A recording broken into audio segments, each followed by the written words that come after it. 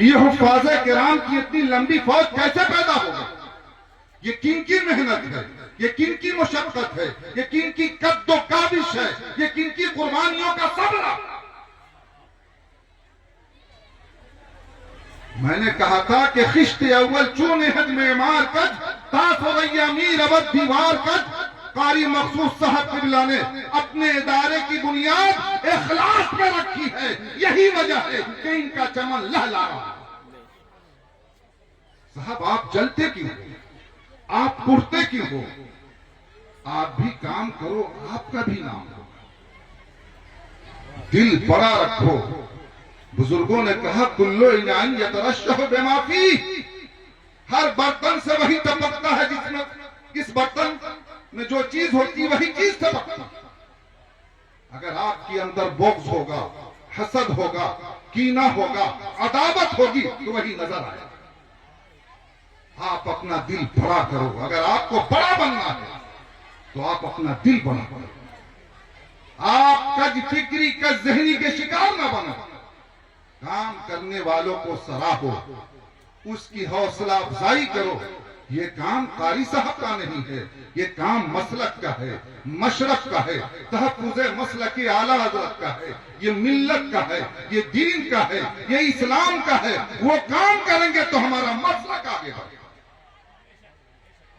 شخصیت اپنے حسن کی بنیاد پہ نہیں پہچانی جاتی، شخصیت اپنے روب و دبدبے کی بنیاد پہ نہیں پہچانی جاتی، شخصیت مال و دولت کی بنیاد پہ نہیں پہچانی جاتی۔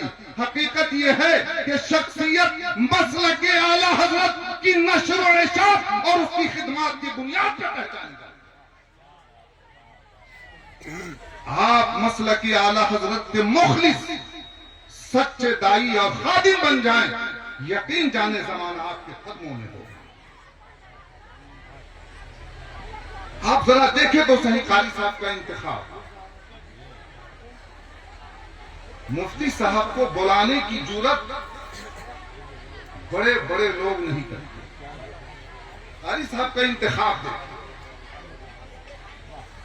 کیا انتخاب ہے صاحب؟ یہ انتخاب وہی کر سکتا ہے جو اعلیٰ ظرف رکھتا ہو، جو اعلیٰ فکر رکھتا ہو، جو اپنے بزرگوں کا قدرداں ہو، جسے علم کی شان و شوکت کا اندازہ ہو، جو علم کی افادیت سے واقف ہو، جو علم کے غلغلے کو محسوس کرتا ہو اور اس کی اہمیت کا اندازہ رکھتا ہو۔ مفتی صاحب کی تشریف آوری اس بات کی غمازی ہے کہ اس ادارے کا محتمم عقابی نظر رکھتا ہے، عقابی فکر رکھتا ہے۔ ایک محدود دائرے میں وہ جینے والا نہیں ہے، اس کی فکر بہت اونچی، اس کی اڑان بہت بلند۔ نہ انہوں نے ایسے خطبہ کو مدعو کیا